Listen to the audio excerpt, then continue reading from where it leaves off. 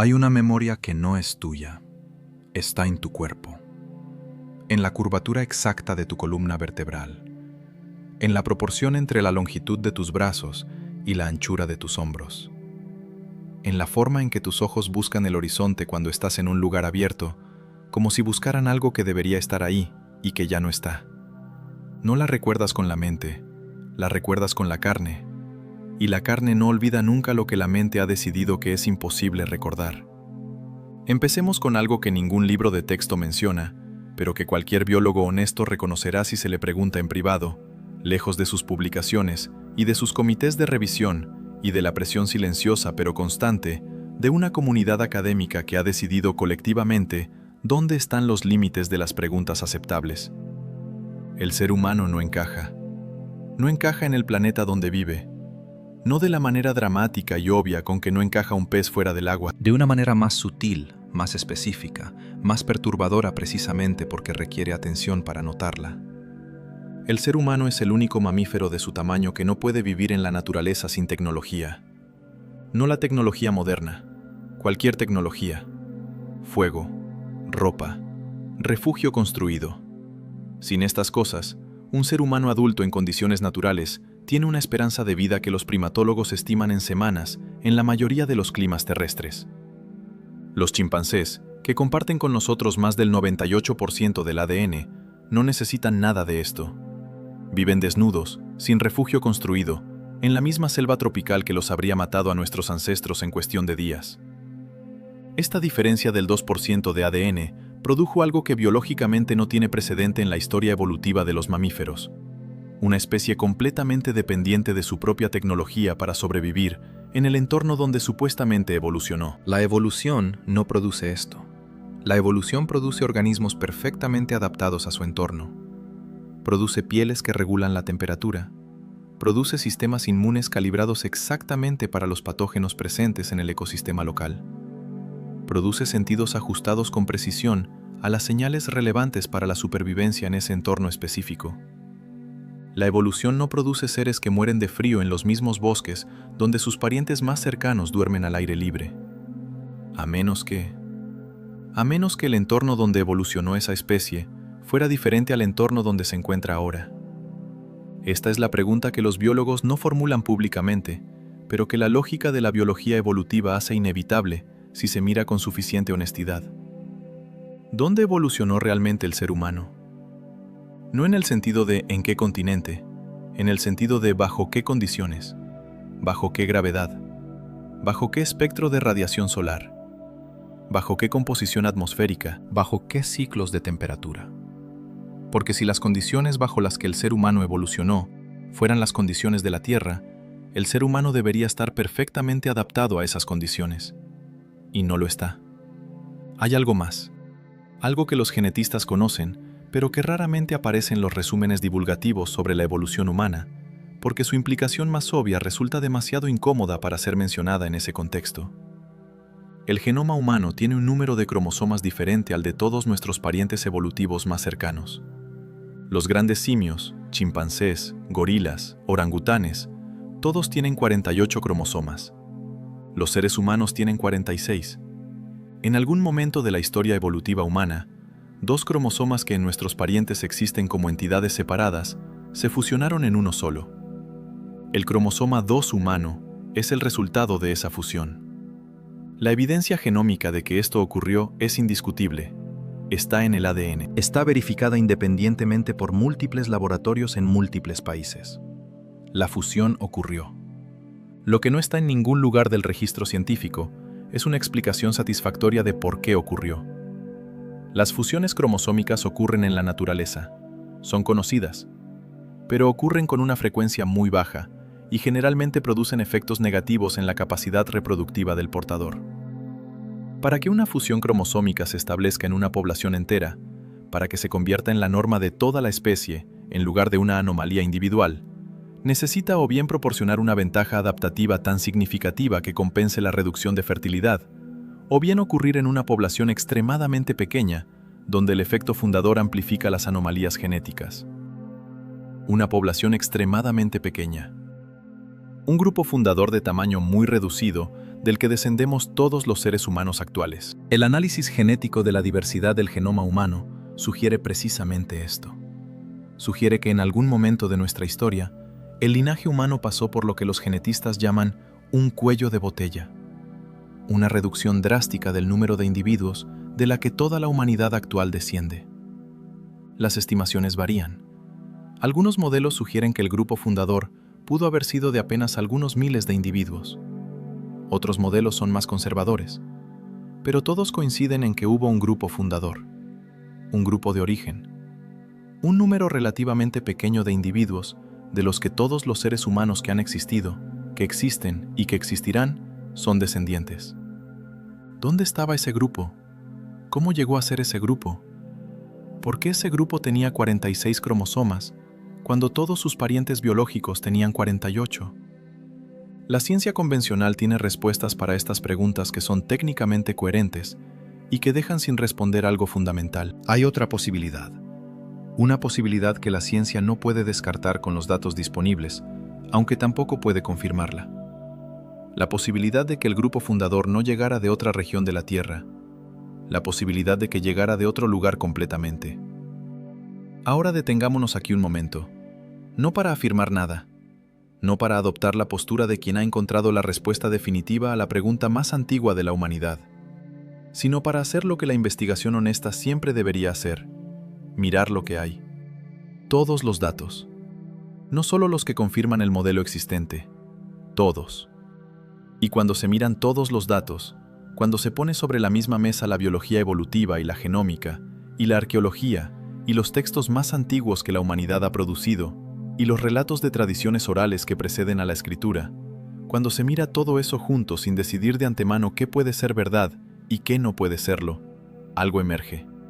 Un patrón que atraviesa culturas que no tuvieron contacto entre sí, que apareció en épocas que no pudieron comunicarse, que está codificado en lenguas que no comparten ningún ancestro común. El patrón de la llegada, la historia de los que vinieron del cielo. Está en Mesopotamia, en los textos sumerios más antiguos que conocemos, que datan de más de 5000 años antes del presente y que describen con una especificidad que resulta perturbadora a seres llamados Anunnaki, que descendieron del cielo y que modificaron a los seres que ya habitaban la tierra para crear algo nuevo, algo que pudiera trabajar para ellos, algo que pudiera comprender instrucciones, algo que, en los textos, es descrito como la mezcla de lo que ellos eran con lo que ya había. Una mezcla, una intervención genética descrita con el lenguaje mítico disponible hace 5000 años. Está en el Antiguo Testamento, en el texto hebreo más antiguo que precede a las redacciones canónicas conocidas, en el fragmento del Génesis que describe a los Bené a Elohim, los hijos de los dioses, que se unieron con las hijas de los hombres y produjeron una descendencia que los textos llaman Nefilim, los hijos de los dioses. No en el sentido metafórico con que la teología posterior interpretó esa frase, en el sentido literal con que el texto original la escribió: seres que venían de arriba, que se mezclaron con los que ya estaban aquí, y produjeron algo que no era ninguno de los dos completamente. Está en los textos Vedas más antiguos de la tradición hindú, en los textos que describen a los Devas y los Asuras, los seres celestiales que interactuaron con la humanidad en tiempos que los textos llaman el periodo anterior al presente ciclo cósmico. Los textos describen naves que viajaban entre mundos, describen conocimientos transmitidos desde los cielos a los humanos, describen conflictos entre facciones de estos seres celestiales que usaron a la humanidad como peones en guerras que no eran humanas. Está en los textos mayas, en el Popol Vuh, el libro de la creación de los Quiché, que describe de manera directa y sin ambigüedad que los seres humanos fueron creados por los dioses a partir de intentos previos que no funcionaron, que hubo versiones anteriores de la humanidad que fueron descartadas, que la versión actual fue diseñada con precisión para cumplir cierto propósito. Diseñada, con propósito, por seres que los textos describen como venidos de otro lugar. Está en las tradiciones aborígenes australianas, en el concepto del tiempo del sueño, que no es una era mitológica en el sentido occidental de la palabra, sino una capa de realidad que coexiste con el presente y en la que los seres ancestrales que dieron forma al mundo siguen activos. Esos seres ancestrales, en las tradiciones más antiguas, son descritos como venidos de las estrellas, no como metáfora de lo divino, como descripción de origen. Y está, en una forma que resulta especialmente difícil de ignorar, porque involucra datos físicos y no solo narrativas, en los monumentos. Los monumentos que no deberían existir. No en el sentido de que son inexplicables de manera absoluta, en el sentido de que su existencia requiere capacidades que la arqueología convencional no puede atribuir con certeza a las civilizaciones que se supone los construyeron. Las pirámides de Giza. No las pirámides en general, las pirámides de Giza en particular, y dentro de ellas la Gran Pirámide, la pirámide de Keops, que es el único de los 7 monumentos de la antigüedad que sigue en pie, y que es también el que plantea las preguntas más difíciles. La Gran Pirámide está construida con una precisión que los ingenieros modernos que la han estudiado describen con palabras como extraordinaria, sorprendente e inexplicable con las herramientas disponibles en el periodo en que se supone fue construida. La orientación de sus caras hacia los puntos cardinales tiene un margen de error de 3 centésimas de grado. La proporción entre su altura y el perímetro de su base reproduce el número pi con una precisión que no sería superable con instrumentos de medición modernos hasta el siglo XIX. La proporción entre su altura y la circunferencia de la Tierra en el ecuador, cuando se usa la constante correcta, da el número que representa la velocidad de la luz en metros por segundo. No aproximadamente, con una precisión que va más allá de lo que cualquier coincidencia estadística puede explicar. La velocidad de la luz, codificada en una estructura construida, según la arqueología convencional, 4.500 años antes de que la humanidad supiera que la luz tenía una velocidad medible. Esto no es especulación esotérica. Estas son las medidas reales de la estructura real. Están verificadas por ingenieros, matemáticos y físicos. Están disponibles públicamente. No están en disputa. Lo que está en disputa es su significado. Y su significado, si uno se permite seguir la lógica hasta donde lleva, es perturbador. Alguien que construyó esa estructura sabía cosas que la humanidad no redescubrió hasta el siglo XIX como mínimo. ¿Quién era ese alguien? La respuesta convencional es los egipcios del Reino Antiguo, y esa respuesta es defendida con la vehemencia específica que las instituciones académicas reservan para las preguntas cuya respuesta convencional resulta insatisfactoria, pero cuya alternativa es demasiado incómoda para ser explorada. Hay algo más sobre la Gran Pirámide que raramente aparece en las discusiones sobre su construcción. Su orientación no apunta solo a los puntos cardinales terrestres, apunta también a algo en el cielo. El pozo sur de la cámara del rey apunta, en el momento de su construcción, directamente a la estrella Al-Nitak, el cinturón de Orión. El pozo norte de la misma cámara apunta a Tuban, la estrella polar del periodo de construcción. Las 3 pirámides de Giza en conjunto, en su disposición relativa sobre el terreno, reproducen con precisión la disposición de las 3 estrellas del cinturón de Orión, tal como aparecían en el cielo de Egipto en el año 10.500 antes del presente. No en el año de su construcción convencional, en el año 10.500 antes del presente. 8.000 años antes de cuando la arqueología convencional dice que fueron construidas. ¿Por qué alguien construiría un monumento en el año 2500 antes del presente, orientado a la posición de las estrellas en el año 10.500 antes del presente? Hay una respuesta que la arqueología convencional prefiere no formular. Porque alguien en el año 2500 antes del presente tenía acceso a información sobre el año 10.500 antes del presente que no debería haber tenido. Información que venía de algún lugar, de alguien que sabía, que había estado allí, o que nunca se había ido. Ahora necesitamos hablar de la astronomía. No de la astronomía moderna, que tiene sus propias preguntas sobre la singularidad de la Tierra como planeta habitable y sobre la probabilidad estadística de vida inteligente en el universo. De la astronomía de las civilizaciones antiguas. Los sumerios conocían la existencia de los planetas exteriores del sistema solar: Saturno, Júpiter, Marte, Neptuno, Urano. Los conocían y los describían en sus textos con precisión orbital que no debería ser posible sin telescopios. Los textos sumerios más antiguos describen el sistema solar con los planetas en el orden correcto y con las proporciones correctas de sus órbitas. Esto no puede hacerse a simple vista. Marte es visible a simple vista en ciertas condiciones. Júpiter es visible, Saturno es visible bajo condiciones favorables, pero sus posiciones orbitales relativas, sus periodos de revolución, sus distancias proporcionales al Sol, esto no puede determinarse sin cálculo matemático sofisticado y observación sistemática durante periodos de tiempo muy largos. Los sumerios lo tenían. Lo tenían hace 5000 años. ¿Cómo? La respuesta convencional es que los babilonios, herederos de la astronomía sumeria, desarrollaron técnicas de observación y cálculo muy sofisticadas a lo largo de siglos. Esto es verdad, pero no explica completamente el punto de partida. No explica cómo la astronomía sumeria comenzó ya con un nivel de precisión que debería haber requerido siglos de desarrollo previo del que no hay registro arqueológico, como si hubiera comenzado ya sofisticada, como si alguien le hubiera dado el punto de partida. Y hay algo más en los textos sumerios que resulta especialmente relevante aquí. Los textos sumerios describen un planeta adicional en el sistema solar, Un planeta que los textos llaman Nibiru. un planeta con una órbita extremadamente elongada que lo lleva muy lejos del Sol durante la mayor parte de su ciclo, y que lo trae cerca del Sol interior durante un periodo relativamente breve que los textos describen como cada varios miles de años. La astronomía moderna no ha confirmado la existencia de Nibiru, pero la astronomía moderna tampoco ha descartado completamente la posibilidad de que existan objetos no detectados todavía en las regiones exteriores del sistema solar. El planeta 9, cuya existencia ha sido propuesta por investigadores del Caltech en 2016, basándose en perturbaciones gravitacionales detectadas en los objetos transneptunianos del cinturón de Kuiper, es un objeto hipotético de masas varias veces superior a la Tierra, con una órbita extremadamente elongada que podría tardar entre 10.000 y 20.000 años en completarse.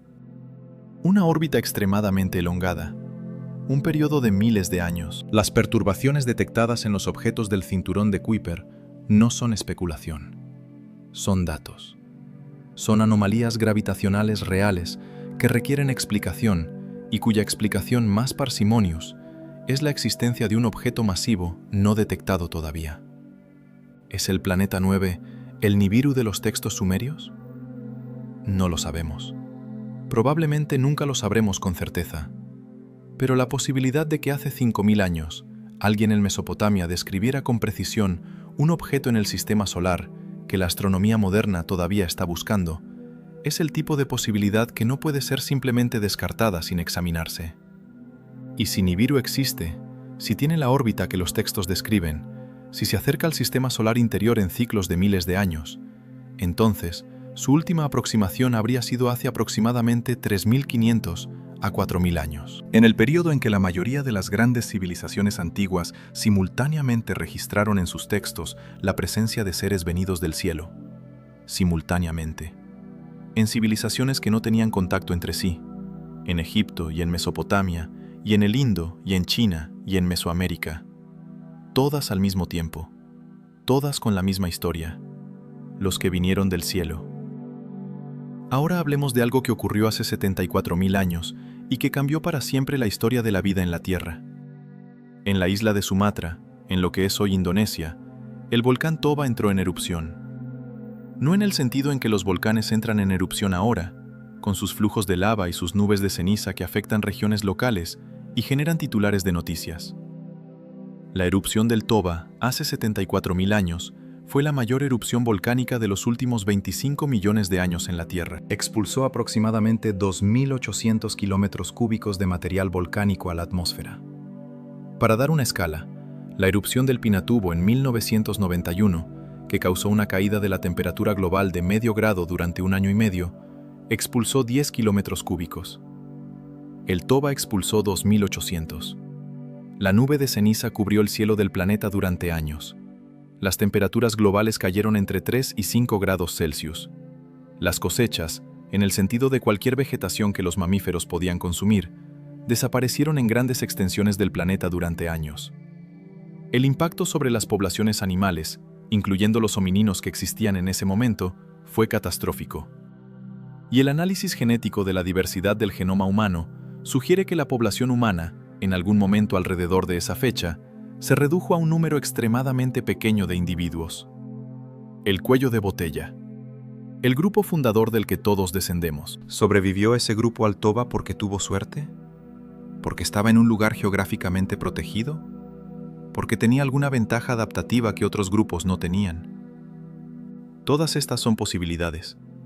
Pero hay otra posibilidad que ningún paper científico formula, pero que la lógica no puede excluir. La posibilidad de que ese grupo no estuviera en la Tierra cuando el Toba entró en erupción. La posibilidad de que ese grupo llegara después. Que llegara cuando la catástrofe había terminado y el planeta comenzaba a recuperarse. Que llegara con 46 cromosomas en lugar de 48. Que llegara con conocimientos que les permitían construir estructuras orientadas a las estrellas con precisión que sus descendientes tardarían milenios en comprender. Que llegara con la memoria de otro cielo, de otro horizonte, de otra gravedad. Una memoria que está en el cuerpo, en la curvatura de la columna vertebral, en la forma en que los ojos buscan algo en el horizonte que debería estar ahí y que ya no está. O que nunca estuvo aquí, porque aquí no era el lugar original, aquí era el destino. Hablemos ahora de las lenguas, no de la lingüística comparada en su sentido técnico-académico, de algo más específico y más perturbador que la lingüística comparada, generalmente no aborda porque sus implicaciones van más allá de lo que la disciplina considera su territorio. Hay en todas las lenguas humanas, sin excepción, sin importar su familia lingüística ni su origen geográfico, ni el grado de contacto que haya tenido con otras lenguas, hay en todas ellas un elemento que los lingüistas llaman deixis. La deixis es el sistema de referencias que una lengua usa para señalar posiciones en el espacio y en el tiempo relativas al hablante. Aquí, ahí, allá, ahora, antes, después, esto, eso, aquello. Estas categorías existen en todas las lenguas conocidas, sin excepción. Incluso en las lenguas de las que solo se han preservado fragmentos. Incluso en las lenguas de comunidades completamente aisladas que no han tenido contacto con ninguna otra comunidad humana durante milenios. Esto es esperable. Es el tipo de categoría conceptual fundamental que cualquier sistema de comunicación necesita. Pero hay algo en la deixis espacial de prácticamente todas las lenguas que resulta, cuando se examina con atención, ligeramente desajustado de la realidad física en que esas lenguas se usan. En casi todas las lenguas, la referencia al cielo o al espacio arriba tiene connotaciones que van más allá de la mera descripción espacial. El cielo en prácticamente todas las lenguas es el lugar de lo sagrado, de lo original, de lo que es más real o más importante que lo que está aquí. Arriba es mejor, arriba es origen, arriba es donde las cosas importantes ocurren o de donde vienen. Esta universalidad podría explicarse de maneras convencionales. El sol viene de arriba. La lluvia viene de arriba. Los fenómenos atmosféricos que determinan si una cosecha vive o muere vienen de arriba. Pero hay algo más específico. En lenguas que no comparten ningún ancestro común, en lenguas separadas por océanos y por milenios, hay una estructura gramatical que los lingüistas llaman el perfectivo de origen, que codifica algo muy particular. Codifica la distinción entre las acciones que comenzaron en el lugar donde está el hablante y las acciones que comenzaron en otro lugar y cuyos efectos llegaron hasta el hablante. Esta distinción existe en lenguas que no pueden haber tenido contacto entre sí, y en todas ellas, la categoría de las acciones que comenzaron en otro lugar y cuyos efectos llegaron hasta aquí tiene una connotación específica, no neutral, específica, la connotación de lo que vino de arriba. Como si el cerebro humano, en todos los contextos culturales posibles, tuviera codificada la experiencia de ser el resultado de algo que comenzó en otro lugar. La experiencia de ser el efecto de una causa que no está aquí, que está arriba, que está en otro lugar, en las estrellas. Ahora necesitamos hablar de algo que los científicos que trabajan en el programa SETI, la búsqueda de inteligencia extraterrestre, saben pero que raramente mencionan en sus comunicaciones públicas porque resulta epistemológicamente incómodo. Saben que si existiera una civilización suficientemente avanzada como para alcanzar otro sistema estelar, esa civilización no enviaría señales de radio. Las señales de radio viajan a la velocidad de la luz. Las distancias interestelares son tales que cualquier mensaje enviado por radio tardaría años o décadas o siglos en llegar a su destino. Una civilización avanzada no se comunicaría así. Tampoco viajaría en naves espaciales como las que la ciencia ficción imagina. enormes estructuras de metal que viajan durante siglos entre estrellas. Una civilización verdaderamente avanzada usaría métodos que nosotros no comprendemos todavía, porque todavía no los hemos desarrollado. Métodos que podrían involucrar la modificación del espacio-tiempo, o la transmisión de información a través de entrelazamiento cuántico, o algo completamente diferente que no cabe en ninguna categoría que la física actual pueda nombrar. Y una civilización verdaderamente avanzada que quisiera establecerse en un nuevo planeta no llevaría consigo estructuras físicas, llevaría información. La información más compacta y más robusta posible, el código genético. Si quisieras llevar una civilización a otro planeta de la manera más eficiente posible, no llevarías ciudades, ni máquinas, ni libros. Llevarías el diseño del ser que puede construir ciudades, y máquinas, y libros. Llevarías el ADN, posiblemente modificado, posiblemente ajustado para el nuevo entorno, posiblemente mezclado con lo que ya había en el planeta de destino para producir algo que pudiera sobrevivir allí. 46 cromosomas en lugar de 48. Una mezcla. Como los textos sumerios describen, como el Génesis describe, como el Popol Vuh describe, como todas las tradiciones que tienen la historia de los que vinieron del cielo y se mezclaron con los que ya estaban aquí describen. Cada una con sus propias palabras, cada una apuntando hacia lo mismo, hacia nosotros, hacia lo que somos, hacia de dónde venimos. Hay algo que debe ser dicho aquí con toda la precisión disponible, porque esta es la parte de la historia donde es más fácil perderse en la especulación sin fundamento. Nada de lo que hemos descrito prueba que los primeros seres humanos llegaron de otro planeta. Nada. Los datos genéticos son reales, pero admiten explicaciones convencionales. La imprecisión de los monumentos es real, pero admite explicaciones convencionales. La universalidad de los mitos de origen celeste es real, pero admite explicaciones convencionales. Las anomalías en los textos astronómicos sumerios son reales, pero admiten explicaciones convencionales. Todo admite explicaciones convencionales. El problema no es que las explicaciones convencionales sean falsas. El problema es que son insatisfactorias en un sentido muy específico. No insatisfactorias en el sentido emocional de que no resultan emocionantes o de que no dan la respuesta que queremos escuchar. Insatisfactorias en el sentido matemático, de que requieren demasiadas coincidencias independientes. Cada anomalía individual puede explicarse convencionalmente, pero la acumulación de anomalías, la coincidencia de todas ellas apuntando en la misma dirección, la consistencia de los patrones a través de culturas y épocas que no pudieron haberse comunicado, esto no puede ser explicado convencionalmente sin invocar una cantidad de coincidencias que estadísticamente resulta menos probable que la alternativa. La alternativa que ningún artículo científico publicado en una revista con revisión por pares puede formular, porque hacerlo sería el fin de la carrera de quien lo formulara. La alternativa de que todo esto no es coincidencia, de que hay un origen común, de que ese origen no está en África, aunque África sea donde la arqueología ha encontrado los restos más antiguos, de que ese origen está más lejos, mucho más lejos. En un lugar que el ojo humano puede ver en las noches despejadas, pero que ningún ser humano vivo ha visitado.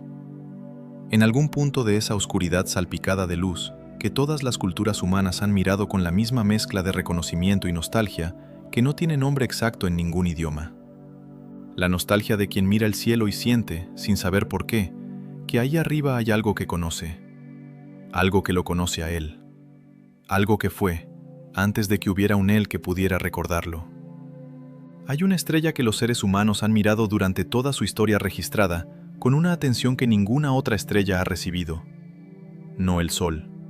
El Sol es inevitable, es la fuente de todo calor y toda luz, su importancia es obvia y directa. No las estrellas del cinturón de Orión, aunque esas también han recibido atención desproporcionada en prácticamente todas las culturas antiguas. No la estrella polar, aunque su utilidad navegacional explica parcialmente su importancia en las tradiciones del hemisferio norte. Sirio. La estrella más brillante del cielo nocturno vista desde la Tierra. La estrella que los egipcios usaban para predecir la inundación anual del Nilo, con una precisión que salvaba o destruía civilizaciones enteras, dependiendo de si el cálculo era correcto. La estrella que los Dogon de Mali, una tribu africana que no tuvo contacto documentado con civilizaciones avanzadas hasta el siglo XX, describían en sus tradiciones orales con detalles que la astronomía moderna no confirmó hasta 1862. Los Dogon sabían que Sirio era en realidad un sistema binario. Sabían que la estrella compañera de Sirio, la que hoy llamamos Sirio B, era una enana blanca de densidad extraordinaria. Describían que un fragmento de material de Sirio B, del tamaño de su pulgar, pesaría más de lo que un hombre podía levantar. La densidad de una enana blanca, descrita por una tribu africana sin telescopios. Cuando el antropólogo Marcel Griollet documentó estas tradiciones Dogon en los años 30 y 40 del siglo XX, las publicó con la cuidadosa neutralidad que la antropología exige. Describió lo que encontró sin intentar explicar cómo una tradición oral africana podía contener información astronómica que Occidente no había confirmado hasta el siglo XIX. La comunidad académica respondió de la manera habitual. Primero ignoró. Luego cuestionó la metodología de Griollet. Luego sugirió que los Dogon habían obtenido la información de contactos con occidentales en algún momento no documentado. Ninguna de estas respuestas es satisfactoria, pero la menos satisfactoria es la última, porque presupone exactamente lo que pretende explicar, que la información sobre Sirio B llegó a los Dogon de algún lugar externo a su tradición. El desacuerdo solo es sobre cuándo y desde dónde llegó esa información externa. La antropología convencional dice que llegó de occidentales en el siglo XIX o XX. La tradición Dogon dice que llegó de visitantes de Sirio.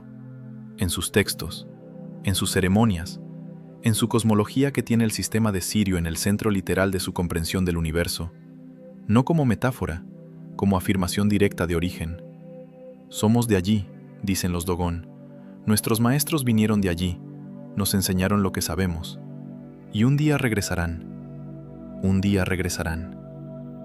Esta frase, o variaciones de ella, aparece en tradiciones de todo el mundo con una consistencia que resulta imposible de ignorar si se la mira sin el filtro del escepticismo previo que la academia impone. En las tradiciones mesoamericanas, la narrativa del regreso de Quetzalcóatl, la serpiente emplumada, el ser que vino del cielo, enseñó a los hombres las artes de la civilización y prometió regresar. En las tradiciones hindúes, la narrativa de los avatares de Vishnu y del Kalki, que vendrá al final del ciclo actual. En el budismo tibetano, la narrativa del Maitreya, el Buda futuro que llegará cuando el mundo esté listo. En la tradición cristiana, la narrativa del regreso de Cristo, que nadie en ese contexto interpreta como metáfora, sino como evento literal esperado. En la tradición islámica, la narrativa del Mahdi y del regreso de Isa.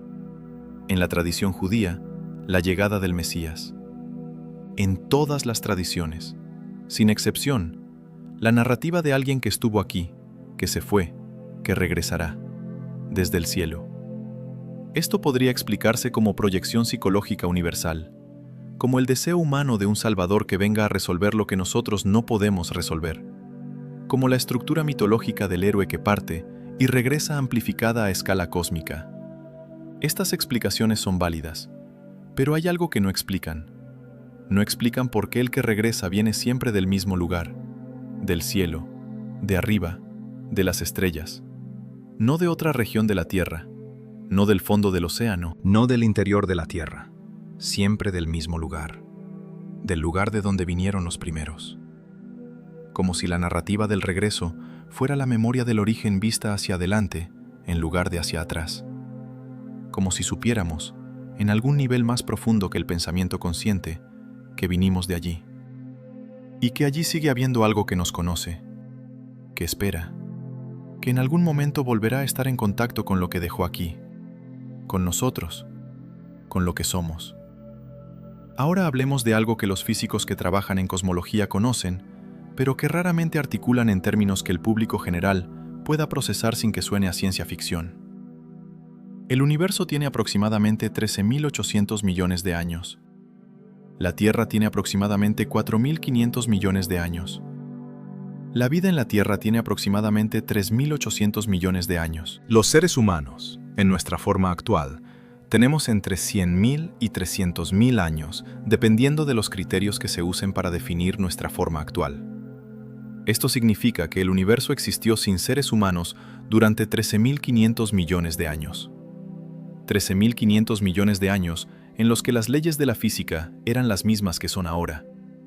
en los que las estrellas formaban planetas con la misma regularidad con que los forman ahora, en los que las condiciones para la vida, tal como las conocemos, existían en innumerables lugares de innumerables galaxias. 13.500 millones de años.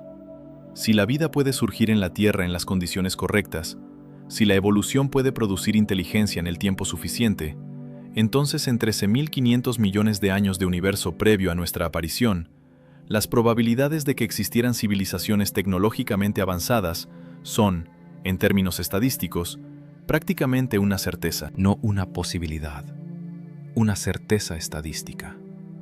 Y una civilización tecnológicamente avanzada que existiera hace 1.000 millones de años, o hace 5.000 millones de años, habría tenido tiempo suficiente para desarrollar capacidades que nosotros no podemos imaginar todavía. Capacidades que para nosotros serían indistinguibles de lo que llamamos milagros, o de lo que llamamos dioses, o de lo que llamamos los que vinieron del cielo. Esta es la paradoja de Fermi, llevada hasta su conclusión más incómoda. La paradoja de Fermi pregunta: si hay tanta probabilidad de que existan civilizaciones avanzadas en el universo, ¿dónde están todas? La respuesta que la academia prefiere es que están demasiado lejos, que las distancias interestelares hacen el contacto imposible, que el universo es demasiado grande y la vida inteligente demasiado escasa para que el contacto sea estadísticamente probable. Pero hay otra respuesta. Una respuesta que la paradoja de Fermi no excluye, pero que nadie en los contextos académicos convencionales formula. La respuesta de que están aquí, de que siempre han estado aquí, de que la pregunta de dónde están todas tiene una respuesta que lleva 74.000 años mirándose en el espejo cada mañana sin reconocer lo que ve. Nosotros somos la respuesta a la paradoja de Fermi, no en el sentido de que somos una civilización avanzada capaz de viajar entre estrellas, claramente no lo somos todavía, sino en el sentido de que somos el resultado de un contacto que ya ocurrió, el resultado de una visita que ya tuvo lugar, el resultado de una intervención que la biología registra en la diferencia entre 46 y 48 cromosomas y que la memoria cultural registra en la universalidad de los mitos de origen celeste. Somos la prueba del contacto, somos el contacto mismo, llevado en la carne, transmitido de generación en generación, esperando el momento en que seamos suficientemente avanzados para comprender lo que somos. Hay algo en los textos sumerios que la mayoría de los resúmenes de esos textos omiten porque requiere un nivel de literalidad que los académicos modernos encuentran incómodo. Los textos sumerios no describen a los Anunnaki como dioses en el sentido teológico de seres omnipotentes y trascendentes. Los describen como seres físicos, con cuerpos físicos que necesitan comer y dormir, y que tienen conflictos entre ellos, y que toman decisiones por razones que incluyen el interés propio, y que cometen errores. Los describen como una civilización avanzada, infinitamente más avanzada que los seres humanos de la época en que los textos fueron escritos. Pero una civilización, no dioses en el sentido absoluto, visitantes con sus propias jerarquías, sus propias políticas internas, sus propias facciones en desacuerdo sobre cómo manejar la situación en la Tierra. Los textos describen debates entre los Anunnaki sobre qué hacer con los seres que habían creado o modificado. Hay facciones que quieren protegerlos, hay facciones que quieren eliminarlos, hay facciones que quieren usarlos como recursos, hay facciones que desarrollan algo que los textos describen con palabras que los traductores rinden como amor o como apego hacia las criaturas que habían creado. Este nivel de detalle interno, esta descripción de política interna de una civilización extraterrestre, no es lo que produce la imaginación mítica cuando crea dioses. La imaginación mítica crea dioses omnipotentes, inescrutables, cuyas motivaciones trascienden la comprensión humana. Lo que los textos sumerios describen se parece mucho más a lo que producirían observadores que tuvieron contacto directo con seres que eran extraordinariamente más avanzados que ellos, pero que seguían siendo reconociblemente seres con motivaciones y conflictos comprensibles. Observadores que intentaban describir lo que veían con las categorías conceptuales disponibles en su época. Y que eligieron la categoría de dioses, no porque los que veían fueran omnipotentes, sino porque eran lo más cercano a omnipotentes que sus marcos conceptuales podían imaginar. Hay algo más en los textos sumerios que merece atención especial. Los textos describen con precisión el proceso mediante el cual los Anunnaki modificaron a los seres que ya existían en la Tierra. El proceso involucra lo que los textos llaman arcilla, que algunos investigadores interpretan como material genético, y la intervención directa de los Anunnaki en ese material para producir el resultado deseado. Los textos describen intentos fallidos, prototipos que no funcionaron correctamente, versiones anteriores que fueron descartadas porque no tenían las características que los Anunnaki necesitaban, y finalmente, una versión que funcionó, una versión que podía comprender instrucciones complejas, que podía aprender, que podía trabajar de manera autónoma dentro de ciertos parámetros, que podía reproducirse y transmitir a su descendencia las características adquiridas. Los textos describen el propósito original de esta creación como trabajo.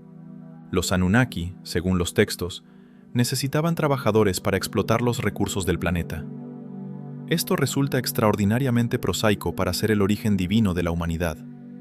Y precisamente esa prosaicidad es lo que algunos investigadores señalan como evidencia de que los textos describen algo real en lugar de algo mítico. La mitología no crea seres supremos para realizar tareas mineras. La mitología crea seres supremos para propósitos cósmicos grandiosos. Lo que los textos sumerios describen se parece mucho más al registro de una empresa que al producto de una imaginación religiosa. Una empresa extractiva que necesitaba mano de obra y que encontró la solución más eficiente disponible: modificar lo que ya había. Combinar lo que los visitantes traían con lo que el planeta ya tenía. Producir algo nuevo que llevara en sí mismo las características de ambos. 46 cromosomas, en lugar de 48. Una mezcla. Ahora hablemos de algo que ocurre en el cerebro humano y que no tiene equivalente en ningún otro animal del planeta. El cerebro humano tiene una región que los neurocientíficos llaman corteza prefrontal, que en los seres humanos está desarrollada a un nivel que no tiene precedente en la historia evolutiva de los mamíferos. No más grande en proporción al tamaño corporal. Eso también, pero eso solo no explica lo que la corteza prefrontal humana puede hacer.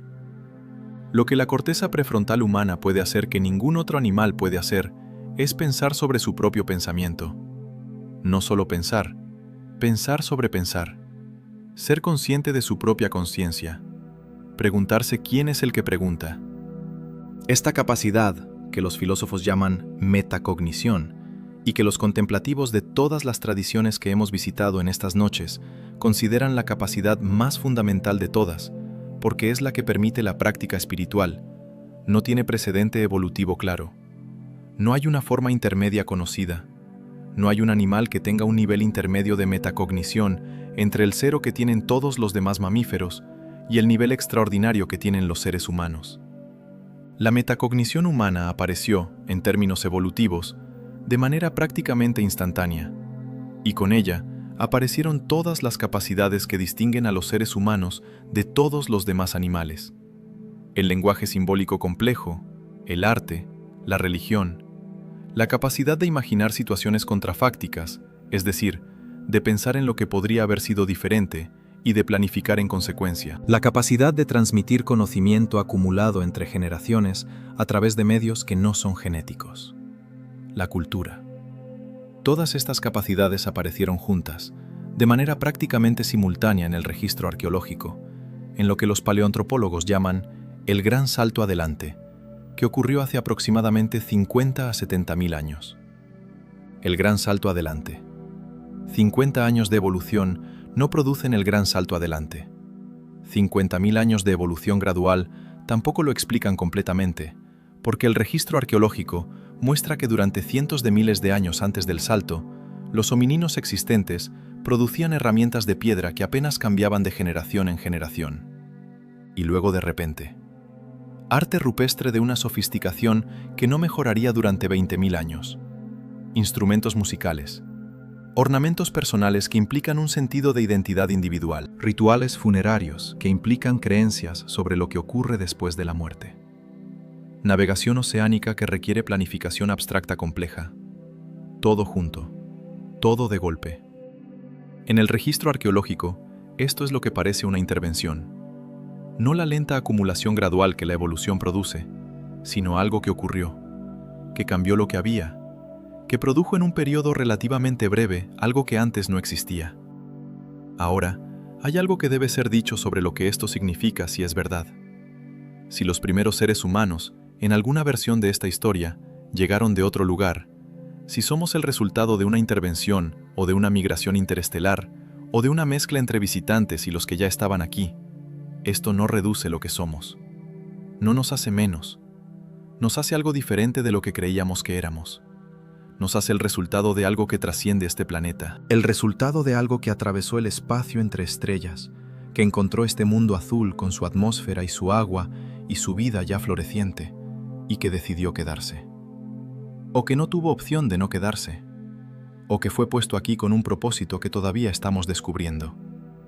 Y si vinimos de allí, de algún punto en ese cielo que todos los seres humanos de todas las culturas han mirado con la misma mezcla de reconocimiento y nostalgia que no tiene nombre, entonces hay algo en nosotros que es de allí.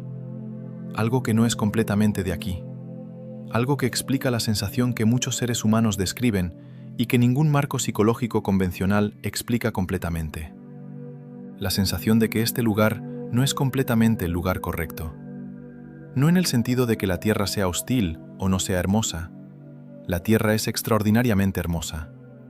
Sino en el sentido de que hay una disonancia sutil. Una sensación de que algo no encaja del todo. Que los sistemas con que los seres humanos organizan sus sociedades no corresponden completamente a algo que está en ellos. Que el nivel de conflicto y de sufrimiento y de destrucción que los seres humanos producen no corresponde a lo que podrían ser si algo en ellos estuviera completamente en su lugar. Como si tuviéramos el manual de instrucciones de otro dispositivo.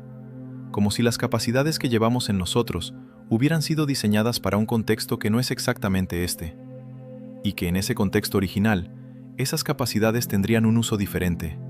Un uso para el que aquí, en las condiciones de este planeta y de esta historia, no hemos encontrado todavía la aplicación correcta. Pero que sentimos. En los momentos en que el arte nos toca de maneras que no podemos explicar racionalmente. En los momentos en que la música produce en el cuerpo algo que ninguna otra especie animal experimenta de esta manera. En los momentos en que la contemplación del cosmos produce algo que los seres humanos llaman asombro y que no tiene función evolutiva obvia, pero que parece ser una de las experiencias más fundamentalmente humanas que existen.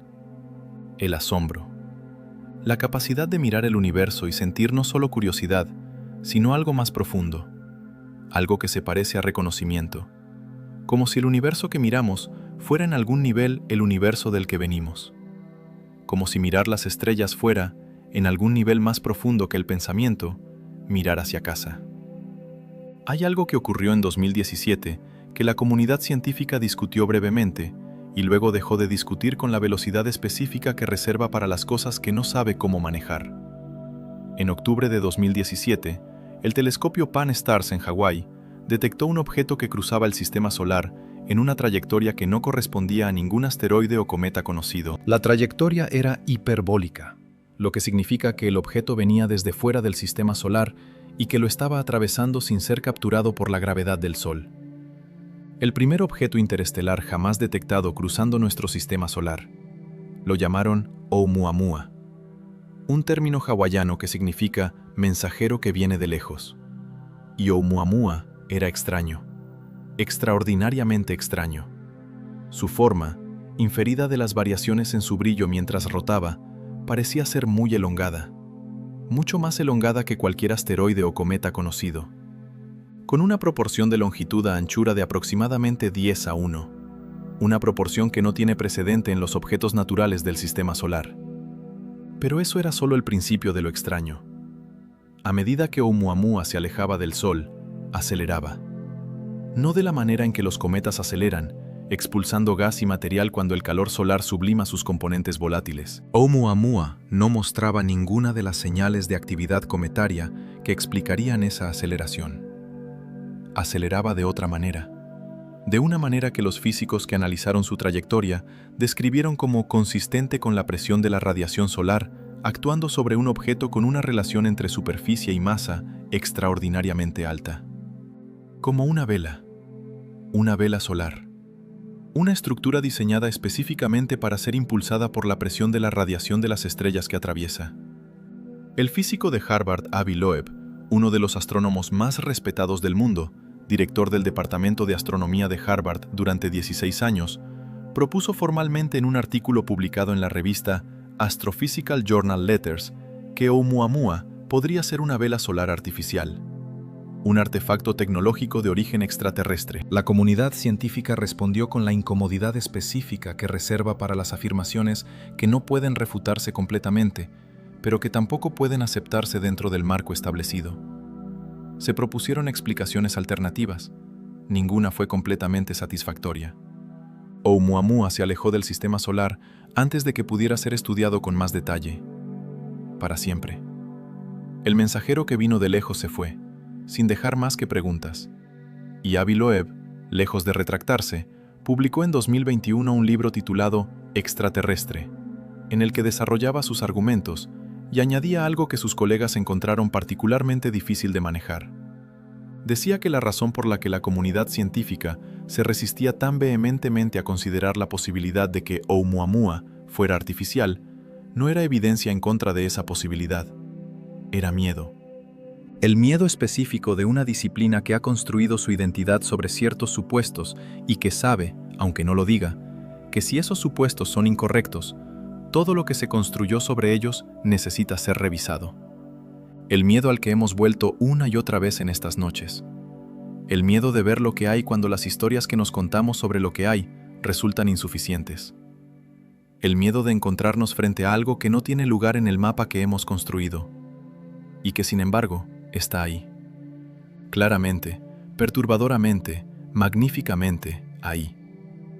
Como Oumuamua cruzando el sistema solar en una trayectoria que ningún objeto natural debería tener. Como los textos sumerios describiendo la densidad de las enanas blancas 5000 años antes de que la astronomía moderna pudiera verificarlo. Como el cromosoma 2 humano, llevando en su estructura la huella de una fusión que no tiene explicación evolutiva completamente satisfactoria. Como todos los mitos de todas las culturas apuntando hacia el mismo cielo, con el mismo gesto de reconocimiento, que no es reconocimiento de algo imaginado, sino de algo recordado. La memoria que no es tuya, que está en tu cuerpo, en la curvatura de tu columna vertebral, en la forma en que tus ojos buscan el horizonte cuando estás en un lugar abierto, en la sensación que tienes a veces, mirando el cielo nocturno, de que allí arriba hay algo que te conoce, que siempre te ha conocido, que te está esperando. No con impaciencia, con la paciencia de quien sabe que el tiempo funciona de maneras que los que esperan todavía no comprenden completamente, con la paciencia de las distancias interestelares, con la paciencia de los 13.800 millones de años de un universo que ha tenido tiempo suficiente para que todo lo que puede ocurrir ocurra, incluido esto, incluido nosotros, incluida esta noche, incluido este momento en que alguien en algún lugar del planeta, que tal vez no sea el planeta original, mira el cielo, o cierra los ojos, o simplemente se queda quieto un instante, y siente algo, algo que no sabe nombrar, algo que se parece a memoria, a reconocimiento, a la certeza suave y sin argumento de que hay algo más, De que siempre ha habido algo más. de que ese algo más no está lejos, no está en las estrellas en el sentido de estar fuera del alcance, está aquí, en lo que mira, en lo que siente, en lo que no puede nombrarse pero que se reconoce, como siempre se ha reconocido, como se está reconociendo ahora mismo, en este instante exacto, antes del sueño, que tampoco será el primer sueño, sino el regreso, como siempre. Hay un lugar en el ADN humano que los genetistas llaman ADN basura, no porque sea inútil. Ese nombre, que se les ocurrió a los investigadores de los años 70, cuando todavía no comprendían su función, ha resultado ser uno de los errores de nomenclatura más significativos de la historia de la biología molecular. Lo llamaron basura porque no codificaba proteínas de la manera obvia y directa en que lo hace el ADN codificante, porque no encajaba en el modelo que tenían de cómo debía funcionar el genoma, porque no sabían qué hacer con él. El ADN no codificante representa aproximadamente el 98% del genoma humano. 98%. Solo el 2% del ADN humano codifica proteínas de la manera que los libros de biología molecular describen como la función del ADN. El 98% restante hace otras cosas, cosas que la ciencia ha comenzado a comprender parcialmente solo en las últimas 2 décadas. Regula cuándo y cómo se expresan los genes codificantes. Participa en la estructura tridimensional del cromosoma. Contiene secuencias que parecen tener función en la respuesta al estrés ambiental. Contiene secuencias de origen viral que se insertaron en el genoma ancestral en diferentes momentos de la historia evolutiva y que han sido cooptadas para nuevas funciones. Y contiene algo más. Algo que los investigadores que lo han estudiado con suficiente atención describen con una cautela específica que indica que lo que encontraron no tiene lugar en ninguna categoría disponible. Secuencias que no corresponden a ninguna secuencia conocida de ningún organismo de la Tierra. No secuencias aberrantes, no errores de secuenciación. Secuencias reproducibles, verificables, presentes en múltiples individuos de múltiples poblaciones. Secuencias que no son de aquí.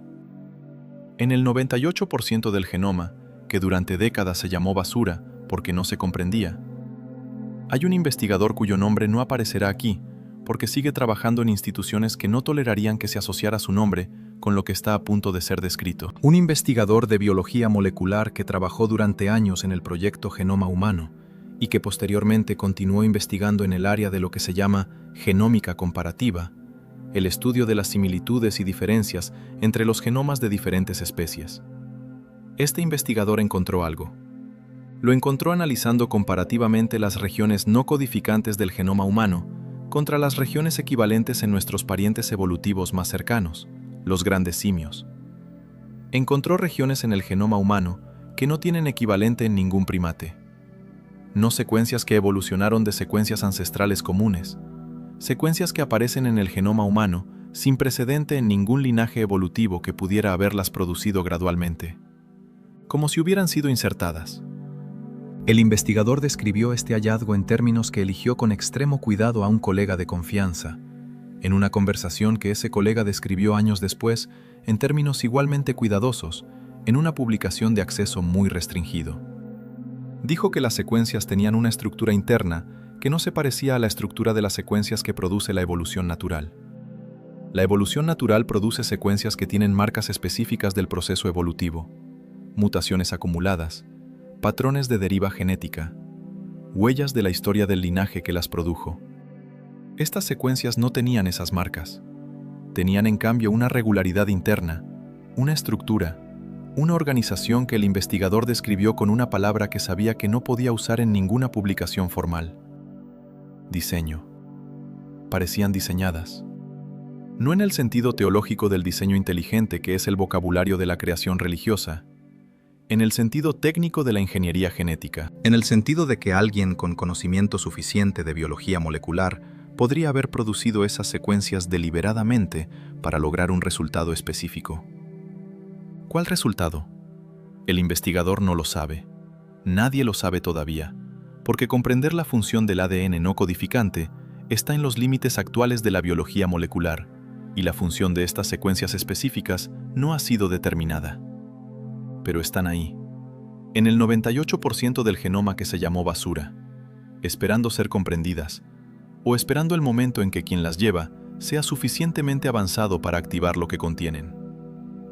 Esta última posibilidad es la que resulta más perturbadora de todas, porque hay algo en la biología molecular que es absolutamente establecido y que en este contexto adquiere una dimensión que va más allá de lo que la biología molecular normalmente considera.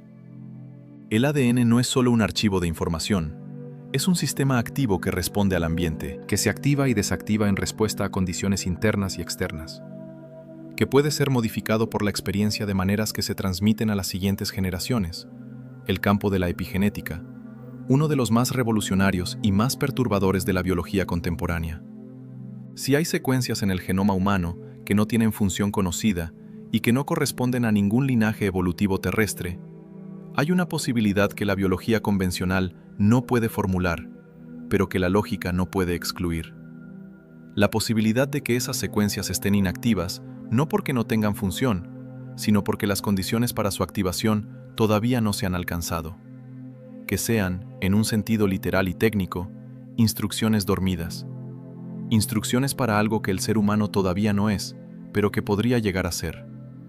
Instrucciones dejadas por quienes diseñaron el sistema, para cuando llegara el momento. Para cuando la especie que portaba esas instrucciones hubiera alcanzado el nivel de desarrollo necesario para que su activación tuviera sentido. Para cuando estuviéramos listos. ¿Estamos listos? Esta pregunta no tiene respuesta disponible. Pero hay algo en la historia de la humanidad de los últimos 2 siglos que podría interpretarse como la aproximación a un umbral. En 200 años hemos pasado de no comprender los gérmenes a editar el genoma humano con una precisión que hace 50 años habría parecido imposible.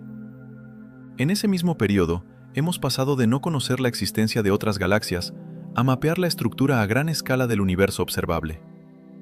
Hemos pasado de no saber que los átomos existen a manipular átomos individuales. Hemos pasado de no poder volar a haber puesto seres humanos en la Luna. La velocidad de desarrollo tecnológico de la humanidad en los últimos 200 años no tiene precedente en los 100.000 años anteriores de historia humana. Algo cambió. Algo que produce una aceleración que ninguna narrativa convencional sobre el progreso humano explica completamente. Como si algo se hubiera activado, como si alguna condición umbral hubiera sido alcanzada y algún sistema que estaba en espera hubiera comenzado a operar. Como si las instrucciones dormidas hubieran comenzado a despertar, parcialmente, insuficientemente todavía para que su propósito sea claro, pero perceptiblemente, en la velocidad del cambio, en la naturaleza del cambio, en el hecho de que el cambio está llegando ahora a territorios que durante toda la historia previa de la humanidad fueron inaccesibles. La comprensión de la propia mente, la comprensión del propio genoma, la capacidad de modificar lo que somos, la capacidad de extendernos más allá de este planeta. Todo esto está ocurriendo ahora, en este siglo, en estas décadas, no antes.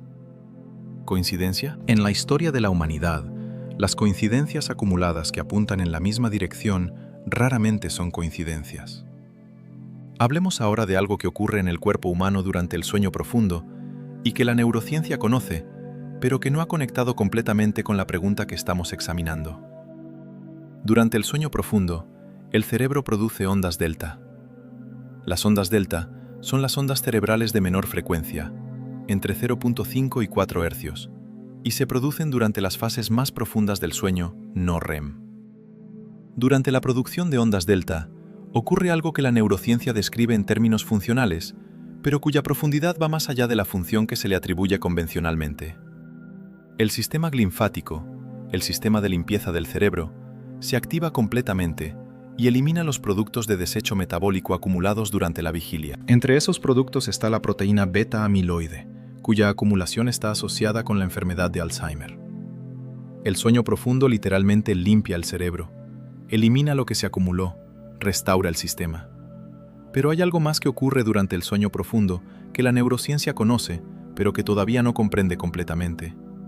Durante las ondas delta, la actividad del córtex prefrontal, la región del cerebro que produce la narrativa del yo, el sentido de identidad individual, la historia continua de quién soy y qué me está ocurriendo, cae a niveles muy bajos.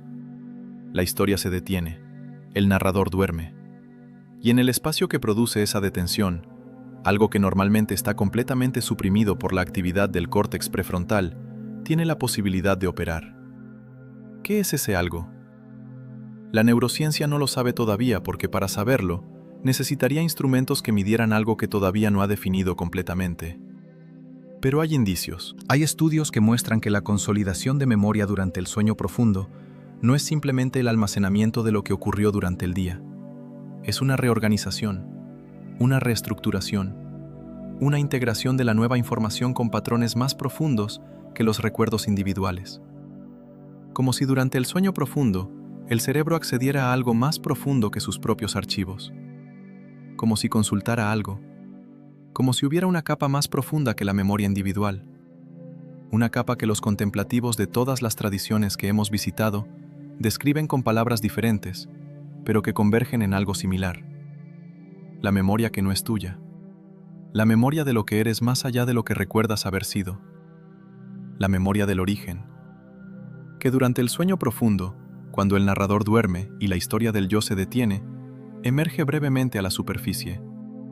No como recuerdo articulable, no como visión, no como información que puedas llevar contigo al despertar en forma de palabras, como una calidad, la calidad de algo que estuvo en contacto con algo más antiguo que sí mismo, la calidad que produce esa sensación de la mañana que no puede nombrarse completamente, la sensación de que algo está bien, de que la existencia tiene una cualidad que la vigilia ordinaria oscurece, una cualidad que viene de antes, de mucho antes, de antes de este cuerpo, de antes de este planeta, de antes de esta historia que llamamos humanidad. Una cualidad que quizás, si la hipótesis que hemos estado examinando esta noche tiene alguna base, viene de otro cielo, de otra estrella, de otro lugar en este universo de 13.800 millones de años, donde en algún momento algo que era suficientemente complejo como para cruzar el espacio entre estrellas, encontró este planeta azul y dejó en él una parte de sí mismo. Nosotros, portadores de instrucciones dormidas, portadores de una memoria que no sabemos que tenemos, portadores de una nostalgia que no sabemos a qué se refiere, portadores de la capacidad de mirar el cielo y sentir algo que no tiene nombre en ningún idioma humano, pero que todos reconocen. La sensación de que allí arriba hay algo que nos conoce, que nos recuerda, que espera el momento en que nosotros también recordemos. No como doctrina, no como fe, como la memoria más antigua que llevamos, en el cuerpo, en el ADN que no sabemos leer todavía completamente, en la curvatura de la columna vertebral, en la forma en que los ojos buscan el horizonte cuando estamos en un lugar abierto, en la sensación que a veces aparece en el umbral del sueño, Cuando el narrador empieza a dormirse, y algo más antiguo que el narrador empieza a despertar. Y en ese instante exacto entre los dos, en ese umbral que dura menos de un segundo y que contiene todo, hay algo que se parece a casa. No a la casa donde naciste, no a ninguna casa que hayas conocido en esta vida, a algo más antiguo, a algo que está en ti, de la manera en que el origen siempre está en lo que originó, inseparable, irrenunciable, esperando ser reconocido, como esta noche, como cada noche, en el umbral exacto, antes del sueño, que tampoco es el final, sino el regreso, como siempre fue el regreso, a lo que nunca dejaste, a lo que nunca te dejó, a lo que eres cuando dejas de ser lo que crees que eres, que es todo lo que has sido siempre, desde el principio, desde antes del principio, desde antes de que hubiera un tú que pudiera tener un principio, ahí, exactamente ahí, siempre. Hay una última pregunta. La pregunta que toda esta historia ha estado evitando, con la elegancia específica de las preguntas que son demasiado grandes para ser formuladas directamente, pero que están presentes en cada línea de todo lo que precede. La pregunta no es de dónde venimos. La pregunta es por qué lo olvidamos. Porque si es cierto, en cualquier versión de esta historia, que llevamos en nosotros una memoria más antigua que este planeta, una memoria codificada en el 98% del genoma que llamamos basura, una memoria que emerge brevemente en el sueño profundo y que todos los contemplativos de todas las tradiciones de toda la historia humana han intentado recuperar mediante prácticas que convergen hacia el mismo punto desde direcciones completamente diferentes. Si todo eso es cierto en cualquier sentido, entonces la pregunta más urgente no es el origen, es el olvido. ¿Por qué olvidamos? ¿Por qué una especie que lleva en sí misma la memoria de las estrellas vive como si nunca hubiera conocido otra cosa que este suelo? Hay una respuesta que viene de la biología y que resulta extrañamente poética cuando se la mira desde el ángulo correcto. El nacimiento humano es el nacimiento más traumático de todos los mamíferos. No en el sentido de peligroso, aunque también lo es, con tasas de complicaciones que no tienen equivalente en ningún otro primate, sino en el sentido de radical. El ser humano nace más prematuro que cualquier otro mamífero de tamaño comparable. Un potro puede caminar minutos después de nacer. Un elefante puede seguir a su manada horas después. Un chimpancé nace con reflejos y capacidades que el bebé humano no desarrollará hasta meses después. El bebé humano nace en un estado de dependencia absoluta que no tiene precedente en la naturaleza. Nace con el cerebro completamente inmaduro. La razón es conocida. El canal de parto humano es demasiado estrecho para permitir el paso de un cráneo que contenga un cerebro completamente desarrollado. La bipedestación, que liberó las manos y permitió el desarrollo de las herramientas, también estrechó la pelvis y creó el compromiso evolutivo que produce el nacimiento prematuro humano.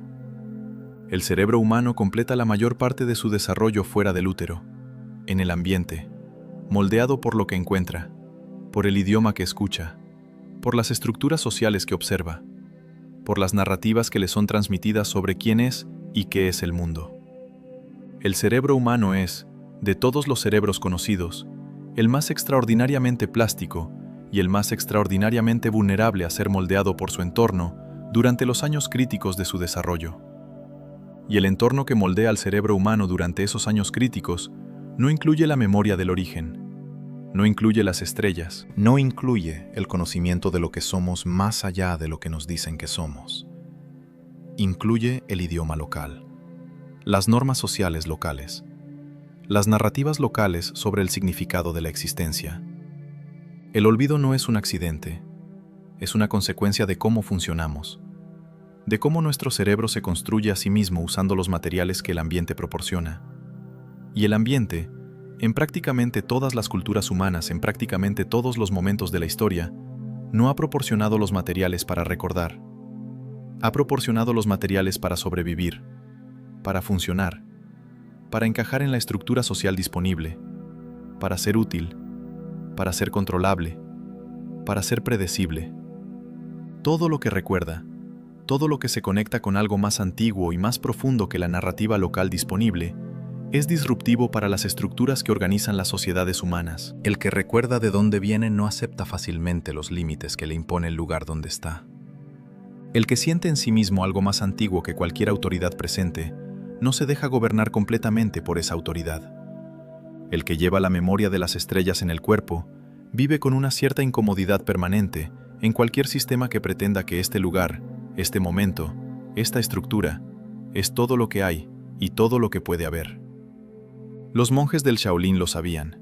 Por eso sus practicantes más avanzados eran, en palabras del viejo Shidian, personas que los sistemas de poder no podían controlar completamente. No porque fueran rebeldes, porque recordaban. Y el recuerdo hace libre de una manera que ninguna estructura de control puede revertir completamente.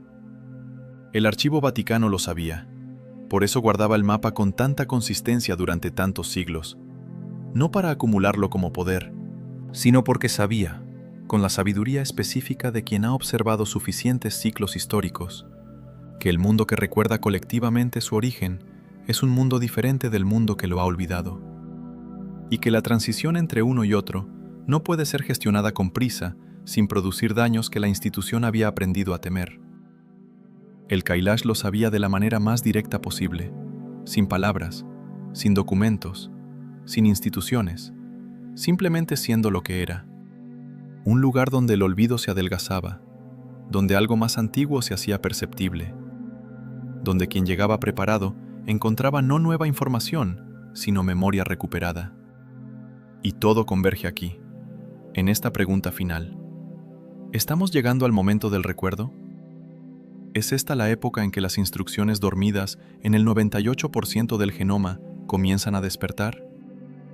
¿Es por eso que la velocidad del cambio se ha acelerado de manera que no tiene precedente en toda la historia previa? Es por eso que en este siglo, por primera vez en la historia registrada, la humanidad tiene simultáneamente la capacidad de comprender su propio genoma, de extenderse más allá de su planeta, de comunicarse globalmente de manera instantánea y de producir inteligencias artificiales que reflejan de vuelta a la especie una imagen de sí misma que nunca había podido ver desde fuera. Es por eso que en este mismo siglo, por primera vez en la historia registrada, las tradiciones contemplativas de todo el mundo están siendo estudiadas con instrumentos científicos que comienzan a confirmar lo que esas tradiciones describían. ¿Es por eso que Sangrilla midió en Milán lo que el Shaolin sabía hace 1500 años? ¿Es por eso que el Observatorio Vaticano busca en las estrellas lo que los textos del archivo describen en el interior? ¿Es por eso que la física cuántica describe un universo donde la separación entre las cosas es menos absoluta de lo que parece? ¿Es por eso que todo converge ahora? No lo sabemos, no podemos saberlo.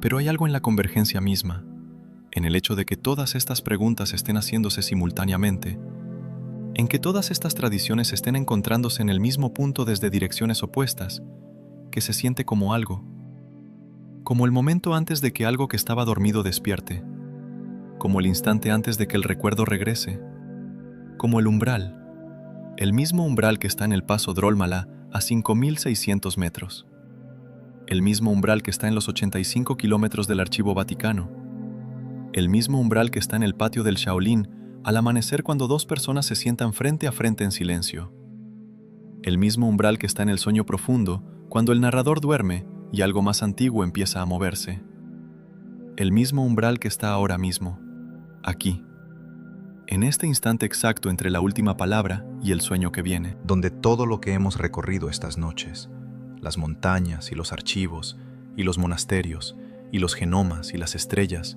y los textos sellados, y los maestros silenciosos, y las instrucciones dormidas, donde todo eso se disuelve en algo que no necesita ninguna de esas palabras, que existía antes de que hubiera palabras para nombrarlo, que existirá cuando todas las palabras hayan terminado, que eres tú, antes de ser tú, desde antes de las estrellas hasta después de ellas, en este momento exacto, que es el único momento que siempre ha existido, que es el único momento que siempre existirá, el único momento donde el origen y el destino son lo mismo, donde lo que vino de lejos y lo que siempre estuvo aquí son lo mismo, donde las estrellas y el interior son lo mismo, donde el que busca y lo que busca son lo mismo.